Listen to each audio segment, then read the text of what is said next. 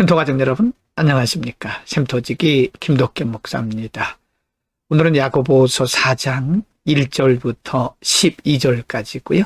오늘 본문의 말씀은 우리가 신앙생활을 하면서 우리의 공동체 안에서 혹은 자신과의 관계에서 신앙적 갈등이 왜 오게 되는가, 영적 갈등의 출처와 그리고 우리가 어떻게 하면 은혜로운 삶을 살 수 있을 것인가, 은혜에 이르는 여러 가지 방법들을 가르쳐주고 있습니다. 4장 1절, 2절, 3절에서는 갈등의 출처, 왜 우리가 공동체 안에서 서로 간에 갈등하고 혹은 자신과의 관계에서 갈등을 하게 되는 것인가.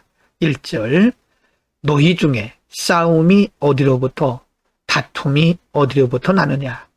너희 지체 중에서 싸우는 정욕으로부터 나는 것이 아니냐. 너희는 욕심을 내어도 얻지 못하여 살인하며 시기하여도 능히 취하지 못함으로 다투고 싸우는도다. 너희가 얻지 못함은 구하지 아니하기 때문이요. 3절, 구하여도 받지 못함은 정욕으로 쓰려고 잘못 구하기 때문이라. 공동체 안에서나 혹은 자신과의 관계에서 신앙적 갈등이 오게 되는 이유가 뭐냐? 바로 자신 속에 있는 정욕 때문이라고 가르쳐 줍니다. 도리어 2절과 3절에서는 하나님 앞에 기도하라고 말씀하죠.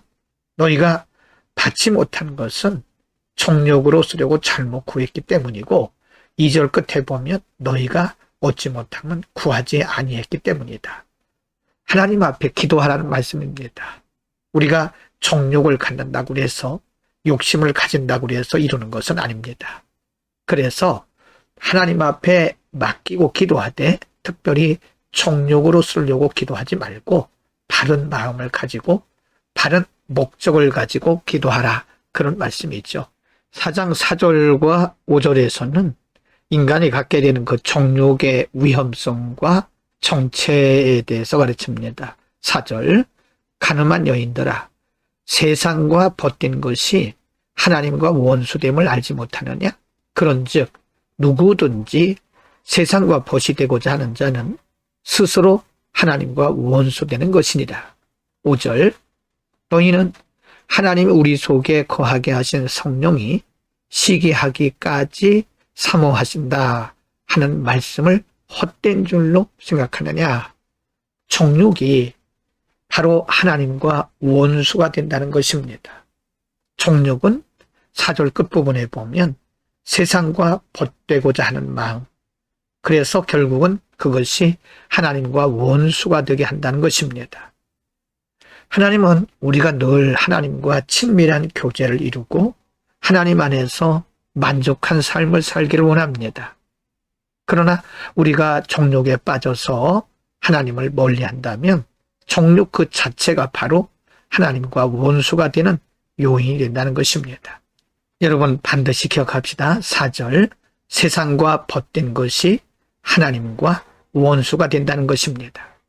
4장 6절에서 10절 가운데는 반대로, 그러면 우리가 세상과 벗되지 아니하고 정욕을 이기고 하나님의 은혜에 이르기 위해서는 어떻게 해야 되느냐. 6절입니다. 그러나 더욱 큰 은혜를 주시나니 그러므로 일렀으되 하나님이 교만한 자를 물리치시고 겸손한 자에게 은혜를 주신다 하였느니라. 겸손하라는 거죠. 7절, 그런즉 너희는 하나님께 복종할지어다.